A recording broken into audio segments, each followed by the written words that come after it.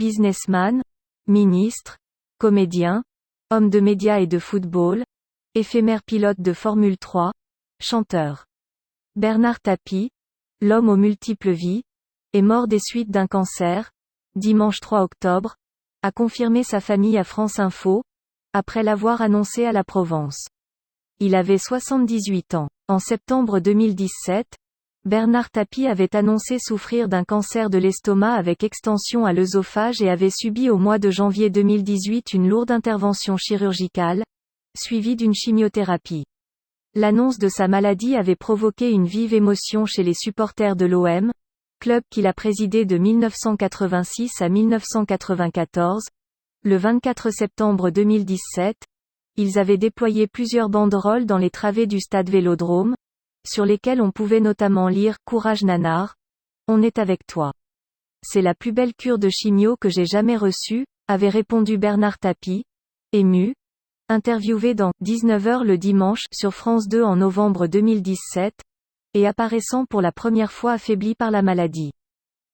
Incarnation de la réussite sociale et des années fric au milieu des années 1980, ce fils d'ouvrier, né à Paris en 1943, se spécialise dans la reprise et la revente d'entreprises en difficulté à la fin des années 1970. Surnommé le Zorro des entreprises, il rachète notamment l'équipementier Adidas, et se bâtit une fortune qui lui permet de s'offrir un hôtel particulier à Paris et un luxueux voilier, le Phocéa.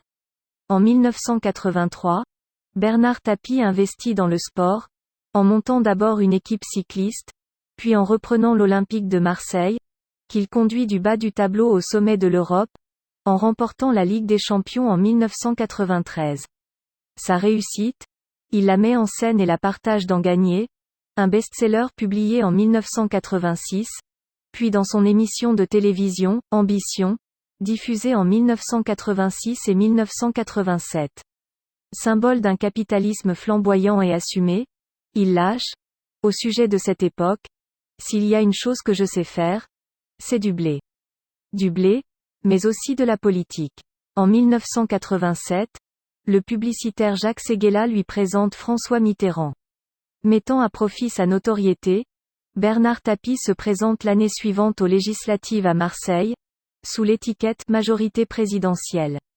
Élu en 1989, il enchaîne les succès électoraux, aux régionales de 1992, aux législatives de 1993 où, en pleine déroute de la gauche, il est élu à Gardanne sous l'étiquette du MRG, et en 1994, aux européennes, où, avec 12,5% des voix, sa liste concurrence celle de Michel Rocard et met fin aux ambitions présidentielles de l'ex-premier ministre. En pleine montée du Front National, Bernard Tapie se veut l'ennemi numéro 1 de Jean-Marie Le Pen. Dans les débats virulents qu'il a avec son adversaire, il défend notamment les jeunes des banlieues populaires, dans le viseur du parti d'extrême droite. Quand il évoque un retour en politique dans les pages du JDD en 2015, c'est toujours cette lutte contre le parti qui l'anime. Personne ne peut contester mes succès passés face au FN, rappelle-t-il alors.